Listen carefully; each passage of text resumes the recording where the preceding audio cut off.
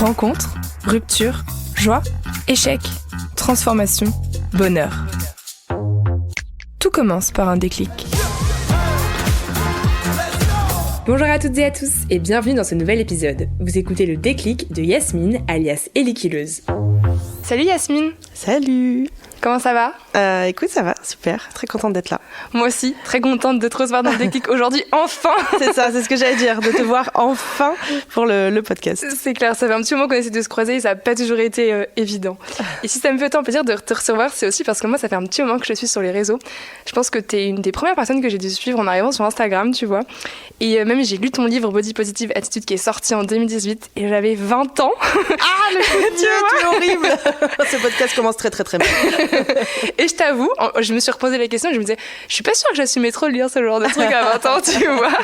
Mais du coup, c'est trop cool d'être rencontrés 6 ans plus tard. Pour revenir un peu sur toi, je vais commencer par te présenter, revenir un peu sur ton parcours. Donc, tu t'es lancée sur Instagram en 2013 et ça fait donc plus de 10 ans maintenant. Oui. Et à ce moment-là, tu es dans une démarche de perte de poids avec le fameux hashtag régimeuse, sport à go, etc. Et c'est ce quotidien que tu partageais sur ton compte. Finalement, c'est un peu autour de cette perte de poids que s'est créée ta première communauté. Je pense qu'elle a bien changé aujourd'hui et on va en parler. Puis après, tu as repris du poids, reperdu du poids, puis il y a plein de choses qui sont arrivées dans ton quotidien. Et puis tu t'es rendu compte que finalement, c'était pas ça le message que tu avais envie de partager. Et surtout que c'était pas vraiment important, en fait, le poids. Et on va en parler.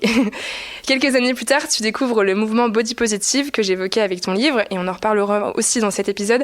Mais c'est ça qui t'a aidé, je crois, à avoir un regard différent sur ton corps, sur le sport aussi, et de manière plus générale, je pense, sur les corps de tout le monde, et apporter le message que tu prônes désormais, celui de l'acceptation et l'amour de soi. Aujourd'hui, justement, tu as plus de 162 000 personnes qui te suivent sur ton compte principal, sous le pseudo Elikileuse. Tu parles de corps, d'acceptation du corps, de sport, de maternité, de postpartum, mais aussi de mode, car tu es entre-temps devenue conseillère en images, tu vas nous en parler aussi. Et avant, la première chose que j'ai envie de savoir, c'est ce qui s'est passé concrètement dans ta tête pour que tu te dises, il y a des années maintenant, mais bon, allez, c'est bon, en fait, je me fous la paix, j'arrête. C'est très drôle parce que je me souviens exactement de ce moment. En fait, à l'époque, j'ai arrêté la course à pied et je me suis mise au crossfit. Je crois 5 fois par semaine, j'y vais le matin avant d'aller bosser. Et dans ce cours-là, je suis toujours avec une nana qui est un petit peu plus forte que moi. Je me suis vite rendu compte que dans ce sport-là, finalement, elle était meilleure que moi en haltérophilie parce qu'elle était plus forte que moi.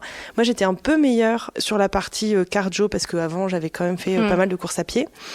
Puis je me suis surtout rendu compte dans les douches communes, on avait beau s'entraîner 5 fois par semaine, toutes les deux, on avait de la cellulite, on avait des vergetures, on avait toutes les deux du gras.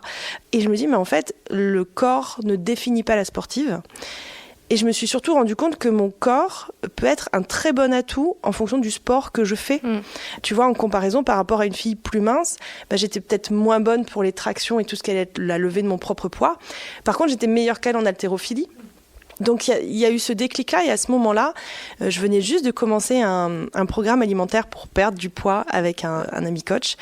Et je me revois où il m'envoie le programme et il m'envoie peser, machin. J'étais là. Et je me vois dans la cuisine et dire, mais en fait, je me fais chier avec ça. Et je lui ai fait un mail et je lui ai dit, écoute, en fait, je pense que je m'aime assez pour ne plus m'imposer ce genre de choses. Et à ce moment-là, j'ai arrêté les régimes. Et j'ai commencé aussi à arrêter de suivre certaines personnes et en suivre d'autres. Et c'est là que j'ai découvert le mouvement Body Positive. Et quand tu dis donc tu as arrêté donc, les régimes alimentaires, tout ça, est-ce que du coup ta pratique sportive elle a automatiquement changé aussi ?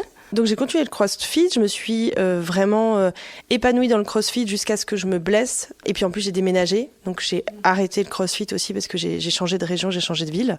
Mais j'ai continué finalement le sport de la même façon que je le fais avant d'avoir ce déclic. Et je pense vraiment que c'est grâce à ce sport-là que j'ai pu en arriver dans cette réflexion-là. Puisqu'avant, quand je faisais de la course à pied, en course à pied, on te dit 2 kilos de moins, c'est autant de minutes au kilomètre de gagner. Et quand tu es dans un truc de vouloir courir toujours plus vite, en fait, du coup, t'en veux à ton corps parce que tu te dis, en fait, si j'étais plus mince, je pourrais les faire, ces 10 kilomètres en moins d'1 heure. Et c'est peut-être ça, en fait, qui me bloque. Au lieu de te dire, si je m'entraînais un peu plus ou si j'avais un suivi avec quelqu'un qui pouvait m'aider. Non, donc je pense vraiment que le choix du sport a été vraiment une aide dans mon déclic pour passer à l'acceptation du corps et au body positive. Et avant tout ça, c'était quoi ton histoire avec le sport ? Est-ce que tu as commencé jeune le sport ou tu as vraiment commencé à ce moment où tu as voulu envie de perdre du poids ? Non, j'ai fait du sport gamine parce que mes parents voulaient m'inscrire au sport, tu vois. Mais j'ai jamais été très bonne en sport. J'étais toujours la dernière choisie à la balle aux prisonniers, tu vois, traumatisme d'enfance. Mais j'ai commencé à faire du sport quand j'ai rencontré mon mari, donc en 2013. Mon compte commence comme ça. En fait, lui, il fait beaucoup de sport, il court. Et au lieu de l'attendre le soir, ou d'un moment, je dis vas-y, je viens avec toi. Et donc, je commence à courir comme ça. La course à pied, ça a été mon point de départ avec les régimes. Donc, ça allait ensemble, si je me souviens bien ensuite. Donc, il y a eu la découverte du CrossFit 3 ans plus tard. Donc, oui, c'est ça. J'ai dû faire 3 ans de course à pied. Et j'ai dû faire 2 ans de CrossFit au moment du déclic sur le body positive. Et là, récemment, tu as repris la course à pied. Ouais. Comment ça se fait ? Donc il y a eu 2 choses. Il y a eu, je me suis séparée, j'avais besoin d'avoir un peu un défouloir et un espace à moi pour me lâcher. Et en même temps, mon fils s'est mis au vélo et il veut aller à l'école en vélo. Et moi, je ne sais pas faire de vélo, je n'ai pas de vélo. Donc je cours à côté de lui. Et je me suis dit, mais en fait, moi, j'ai pas envie de lui dire attends-moi, ou je me dis, mais s'il va trop vite et qu'il y a une voiture qui arrive... Et donc, ces 2 choses-là sont liées. Et donc, maintenant, j'arrive à courir jusqu'à l'école, à côté de lui. J'arrive même à le dépasser quand on rentre le soir, ce qui le fait beaucoup rigoler, parce que je lui dis, maman, elle s'entraîne beaucoup pour te dépasser. Donc, voilà, donc ça a été une reprise du sport d'un point de vue bien-être mental et d'un objectif physique, mais qui ne soit pas un objectif d'apparence physique, mais plutôt de souffle et de vie familiale. Et aujourd'hui, tu es toujours attachée à cet objectif-là ou tu en as créé d'autres ? Aujourd'hui, donc, dès que j'ai repris, par contre, moi, je me suis toujours blessée en course à pied. Donc, dès que j'ai repris, j'ai pris des coachs tout de suite qui m'ont accompagnée. Donc, au début, marche-course, puis aujourd'hui, des distances plus longues. Très vite, j'ai eu envie de me challenger. Donc, j'ai fait le 10 km de Lyon l'année dernière en octobre. J'avais repris en avril. Et là, cette année, je veux faire un semi-marathon. Ce sera peut-être celui de Lyon. Ce serait drôle parce que mon premier semi, c'était le semi de Lyon aussi, il y a 10 ans. Voilà, il y a 10 ans. Hein, voilà. On ne va pas parler de date. Hein. Je te remercie. Est-ce que la rechute, parfois, elle n'est pas tentante, que ce soit sur le point de vue alimentaire, de trop revenir dans le contrôle, ou même sportif ? Parce que, notamment, quand en plus tu es active sur les réseaux, quand l'algorithme nous capte très bien, il t'envoie plein de trucs, et des fois tu te dis pas « Oh, est-ce que j'essayerais pas de perdre 1 ou 2 kilos ?» Comment tu te positionnes par rapport à ça ? Déjà, j'ai passé toute ma vie au régime. J'ai commencé mes régimes, j'avais 13 ans. J'ai découvert le body positive, j'en avais 27. Donc j'ai passé la moitié de ma vie au régime. Je pense que cette pensée-là, elle restera toujours sous-jacente. Il y a toujours un moment donné où tu vas avoir une demi-seconde, et je dis bien une demi-seconde, où tu vas te dire « Ah là, je pourrais peut-être perdre un petit peu de poids, ça m'arrangerait ». Et aujourd'hui, ça squeeze. C'est-à-dire que non, j'ai vraiment trouvé l'équilibre dans mon alimentation. Je dis toujours, mon corps représente l'équilibre entre le plaisir que je prends à manger et le plaisir que je prends à faire du sport. Tu vois, j'ai repris la course à pied en avril. J'ai pas perdu de poids du tout jusqu'en, je crois, en août. Et des gens me disaient, mais t'as pas perdu de poids et tout ça. Et je disais, mais heureusement que mon objectif n'est pas de perdre du poids, parce que sinon j'aurais abandonné. Et c'est là aussi où je me rends compte, parce qu'en fait, j'étais motivée par la performance et le fait de faire mieux que les fois précédentes.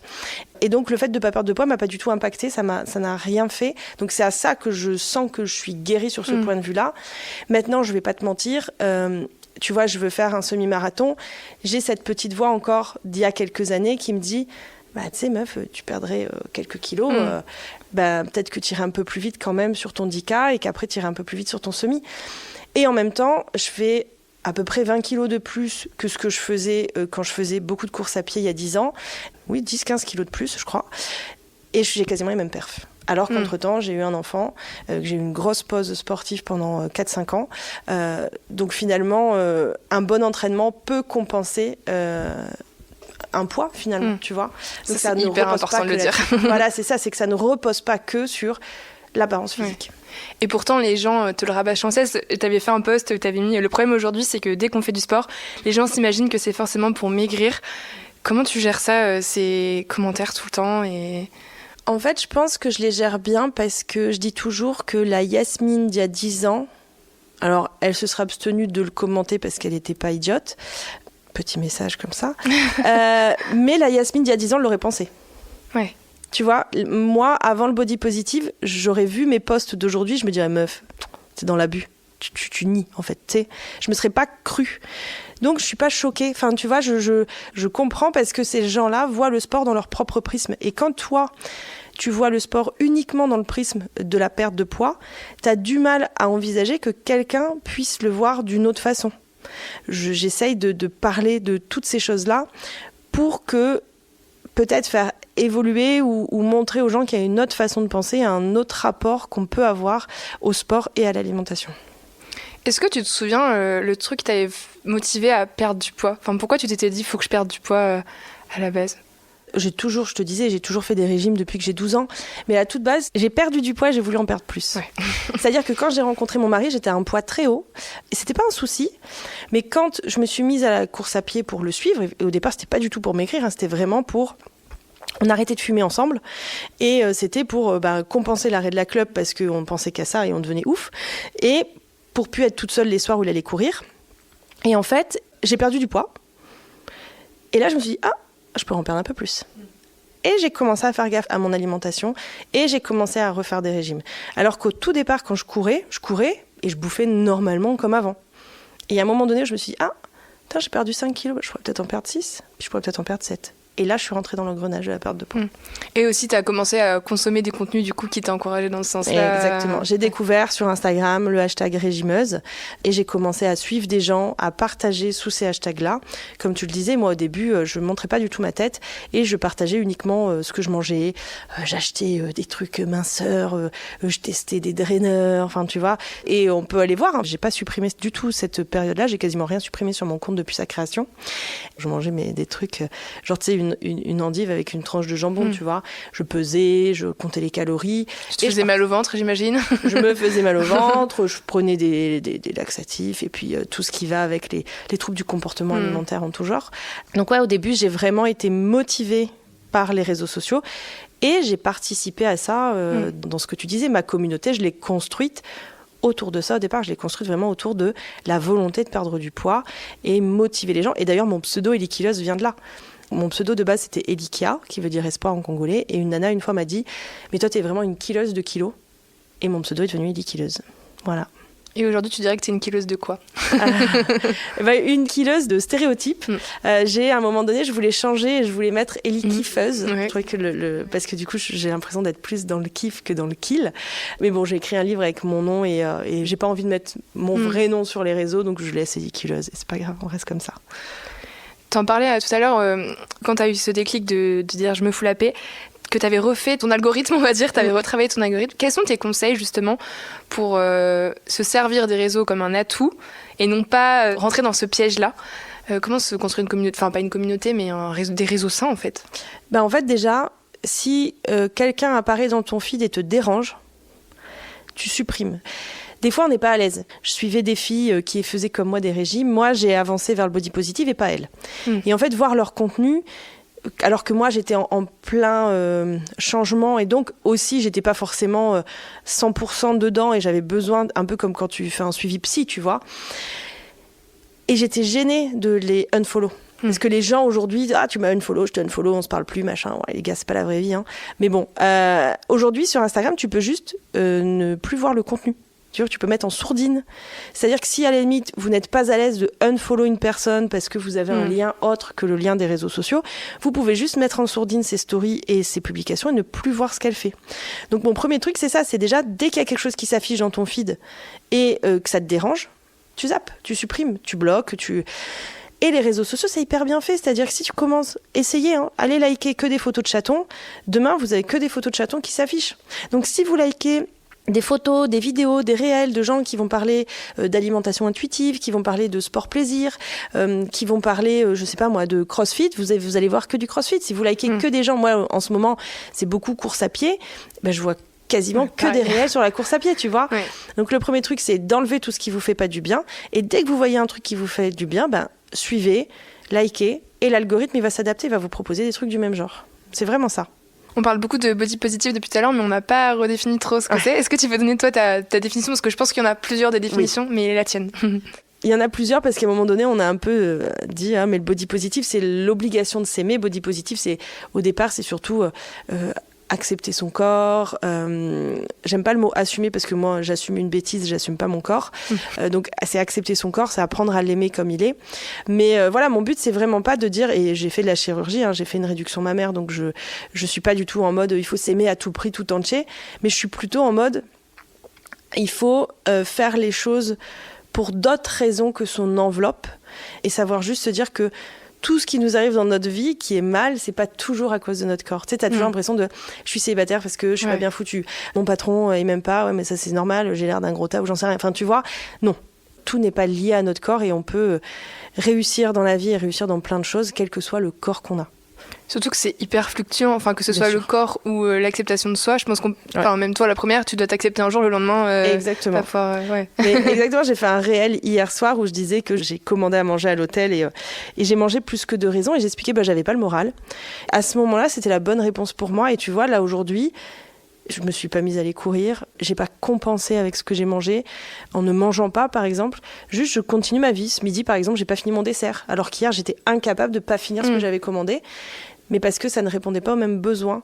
Et ce que m'a vraiment aidé le body positive, c'est être bienveillante avec moi-même, avec mes émotions, avec ce que je vis, et ne plus me bloquer sur quelque chose. Le body positive a eu un plus gros impact sur moi psychologiquement que physiquement en réalité.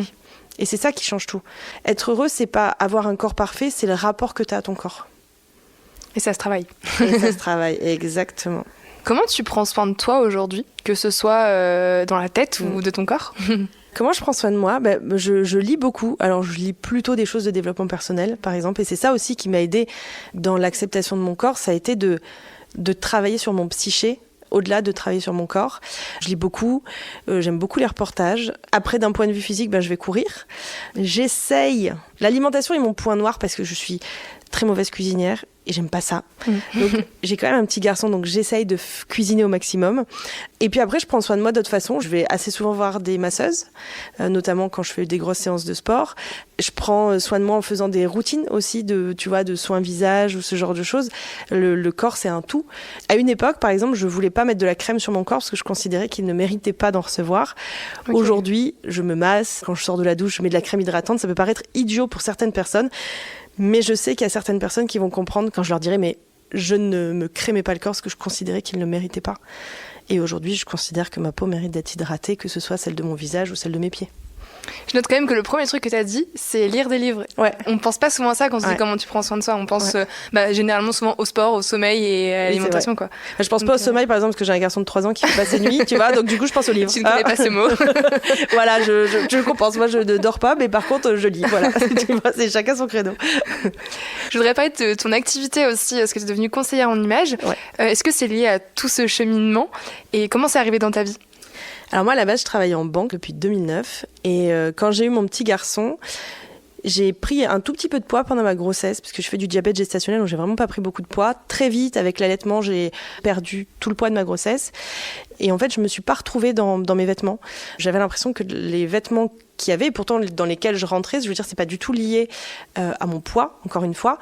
Ça ne me correspondait plus. Et donc, je voulais faire appel à une conseillère en images. Donc, j'ai cherché sur Internet les conseillères en images et je n'avais pas confiance. En fait, toutes les meufs que je trouvais, elles étaient minces, hyper élégantes. Ça ne matchait pas avec ce que moi, je ressens de ma personnalité. Et puis en plus, j'étais là, une fille mince qui dit à une fille grosse, fais ci, fais ça. Dans la tête de la fille grosse, c'est oui, ça va, c'est facile pour toi, tu vois. Moi, quand je vais au magasin, je suis pas sûre de trouver ma taille, déjà, de base, tu vois. Et donc là, en fait, je pense que Google est aussi fort que l'algorithme Insta et m'a proposé une formation. Je me suis dit, oui, en fait, j'ai un compte CPF qui dort. Allez, donc je me suis formée et je suis devenue la conseillère en images inclusive et body positive que j'aurais aimé trouver quand j'en ai eu besoin. En fait, tu sais, avec Ellie Killeuse, j'avais un peu l'impression d'être arrivée au bout du truc. Qu'est-ce que je peux faire de plus pour aider les gens ? J'ai écrit un livre, je fais du contenu tous les jours, j'ai pas envie de me répéter, de me rabâcher, même si c'est ça que l'algorithme aime bien. Et je me suis dit, mais en fait, c'est ça, en fait, mon nouveau truc. C'est que je vais pouvoir les aider d'une autre façon et je vais pouvoir les aider en faisant ce métier et en accompagnant. Aujourd'hui, mes clientes sont que des femmes. D'ailleurs, je ne travaille qu'avec les femmes. Et j'aide vraiment les femmes à apprendre à être bien belles et elles-mêmes dans leurs vêtements et à kiffer enfin s'habiller et habiller leur corps. Je peux m'empêcher de ramener ça au sport, mais je me dis, est-ce que du coup, tu penses aussi à la manière dont tu t'habilles quand tu fais du sport ? Est-ce que c'est important ? Ouais, carrément. une nouvelle tenue, ça te donne une nouvelle motivation. Ouais. Tu vois. Et oui, moi, mes conseils, je les applique aussi dans mes tenues de sport parce que je trouve que quand tu te sens confortable dans ta tenue, mais aussi mise en valeur. Ouais. Je vais pas te dire que je cours la tête haute pendant 1 heure, souvent à la fin de l'heure, ma tête elle est un peu baissée quand même parce que j'en chie. Mais ouais, ça te permet de te sentir bien, tu vois. Ne serait-ce que dans les coupes, tu vois, quand par exemple tu as du ventre et des poignées d'amour, si tu mets un legging, et je sais, j'ai fait la connerie il y a pas très longtemps d'en acheter un sur internet, j'ai pris un legging taille normale et en fait, il a commencé à roulotter sous mon ventre, sous mon tablier de césarienne, c'était génial. J'ai une collègue, elle fait le blablabla quand elle parle de ça. Voilà, c'est ça. Elle moi, se reconnaîtra. Je dis cupcake, tu vois, moi je dis cupcake. Cupcake, ça vient là, sous ton truc et ça fait le bloop, tu vois, au-dessus du legging, quoi. Et du coup, par exemple, moi, je ne porte que des leggings taille haute. Hop, ma bedaine, mes poignées d'amour sont emballées. Et quand je cours, j'ai pas à penser, tu sais.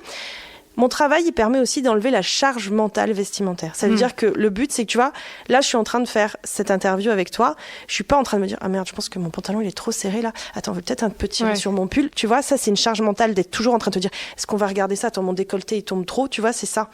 C'est la même chose quand tu cours. Si quand tu cours, t'es en train de remonter ton legging toutes les 3 secondes parce qu'il est en train de roulotter, t'es pas concentré sur ta course. Si t'as juste à penser à ton entraînement et que ta tenue, c'est fluide, ça t'enlève déjà un truc en plus. Tu vois, si en plus il fait beau, là, on est très bien. En fait, ça marche dans les deux sens parce que tu disais d'être dans une tenue confortable, ça aide à se sentir bien dans son corps. Et moi, je trouve que le sport, après une séance, je vais mettre en jean, je vais me sentir bien dedans. Alors, sans parler de résultats physiques, parce qu'on n'a pas perdu du poids, on n'est pas plus fit après avoir été courir une fois, mais on se sent quand même... Il y a ce truc aussi de confiance en soi, de se sentir mieux dans son corps. Mais c'est là où tu comprends tout le truc du psychologique dans le côté d'acceptation. Mais je comprends ce que tu veux dire. Mais en effet, quand je reviens d'une séance, je suis hyper fière de moi. Même si je suis dégueulasse physiquement, je pense que j'ai plus l'air d'une bombe atomique quand je reviens de ma séance. Parce que je suis hyper fière de moi et que tu vois, je suis un peu en mode les gars, il est 9h, vous partez au boulot, moi je viens de rentrer, j'ai couru 1 heure. Et ouais, moi je suis ce genre de personne, carrément. Tu vois. Et quand je cours et que je croise des voitures, dans ma tête, je me dis pas, ils vont penser ça de moi. Je me dis, ils doivent se dire, la meuf elle est partie courir, elle a la foi, tu vois. Comme quoi, le sport a vraiment un effet psychologique. Et comme tu dis, c'est pas parce que t'es plus mince que t'as kiffé mettre ton jean, c'est parce que dans ta tête, tu te sens bombastique, pouf, tu kiffes mettre ton jean et tu te sens bombastique dans ton jean, alors que la veille, t'avais pas fait ton sport et t'étais normal, tu vois. Ça. Voilà. Mais des fois, je trouve que ça se voit même dans une séance de sport. Par exemple, quand je pars courir, le moment où je sors de chez moi, où j'attends mon signal GPS sur ma montre, et j'ai l'impression que tout le monde me regarde, que je suis ridicule, je me sens vraiment pas du tout fraîche. Et quand je rentre, je me sens trop stylée alors que je suis rouge, dégueulasse. Et je me dis, mais c'est dingue, quoi. Enfin, un truc. Je sais pas si tu ressens ça aussi. Mais c'est ça. Parce que t'es fière, en fait. T'es fière et encore une fois, t'es fière de ce que t'as fait, de ce que ton corps a fait. Ouais. Et ça prouve bien que cette fierté, on peut la ressentir, quel que soit le corps qu'on a, tu vois. Que tu sois une grande athlète ou que tu sois une meuf normale comme nous, en fait, tu ressens la même satisfaction quand tu rentres de te dire « Putain, je suis allée courir. » Mais même si c'est 5 km, c'est pas en raison de l'entraînement que tu vas faire, mais c'est plus en raison de ce que toi, tu vas mettre dans ton entraînement. Si tu devais résumer en quelques mots, donner une définition d'une relation saine au sport, qu'est-ce que ce serait pour toi ? C'est de trouver le sport plaisir. Tu vois, j'ai couru, j'ai fait du yoga, j'ai fait du crossfit, j'ai fait de la musculation, j'ai refait du yoga, j'ai fait de la marche, j'ai fait de la boxe aussi. Et là où on pourrait dire, elle sait pas ce qu'elle veut, en fait non, j'ai juste fait des sports qui étaient cohérents avec mon état d'esprit du moment. Le crossfit, ça a été quelque chose qui a été vraiment un événement majeur dans mon ressenti. Aujourd'hui, j'ai pas l'état d'esprit de faire du crossfit. Parce que j'ai pas envie de me faire mal dans le sport. C'est-à-dire que quand je vais faire un fractionné, je vais me faire mal, mais en même temps, il y a quand même une grosse notion de plaisir malgré tout. Il y a plus une notion de je me fais mal dans le dépassement de soi, que tu vois, le crossfit, vraiment, je me souviens, et des fois j'avais envie de gerber après une séance, enfin tu vois, j'ai pas envie de me retrouver dans cet état-là. Je dis pas que c'est mal, je dis juste que mon état d'esprit aujourd'hui, c'est pas ça. Pareil, tu vois, j'ai voulu me remettre un peu, je me suis dit, faut que je fasse un peu de yoga ou un peu de pilates à côté de la course à pied. J'y arrive pas parce qu'en fait, du coup, là, c'est trop lent. Et que quand même, dans mon état d'esprit, je suis toujours dans ce mood de j'ai besoin d'un moment pour moi pour vider mon corps et vider ma tête. Et aujourd'hui, c'est la course à pied. Je te dis pas, ça tombe dans 2 ans. Je vais te dire, j'ai repris le crossfit, j'adore, c'est génial, c'est ça dont j'avais besoin. Donc c'est vraiment, faites un sport qui vous fait kiffer vous. On s'en fout du nombre de calories, on s'en fout du sport que vous faites, s'il est à la mode, s'il n'est pas à la mode. Faites un truc où vous voyez que vous avez entraînement, vous êtes contente d'y aller. Maintenant, il faut aussi savoir qu'au début, Ça fait tout le temps chier, hein, tu vois. Même moi, au début, j'ai commencé la course à pied. C'est pour ça que je me suis fait accompagner aussi. Accompagnez-vous de gens qui vous comprennent. Moi, mon coach, je l'ai choisi parce que c'est une nana que je suivais sur les réseaux sociaux qui est maman d'une petite fille du même âge que mon fils. Et je me suis dit, mais en fait, j'ai envie d'être coachée par elle parce que quand je vais lui dire, désolé, mon fils est malade, j'ai pas pu aller m'entraîner, ou désolé, je suis seule avec mon fils ce week-end, je peux pas m'entraîner, elle va comprendre ce que je veux dire. Donc, entourez-vous de gens en qui vous pouvez avoir confiance et qui vont matcher avec votre énergie. Ce podcast, il s'appelle Le Déclic. Ouais. C'est quoi, toi, ton plus gros déclic ? Il y en a deux. Mon plus gros déclic, ça a été de me rendre compte que mon enveloppe physique n'avait pas tant d'importance que ça.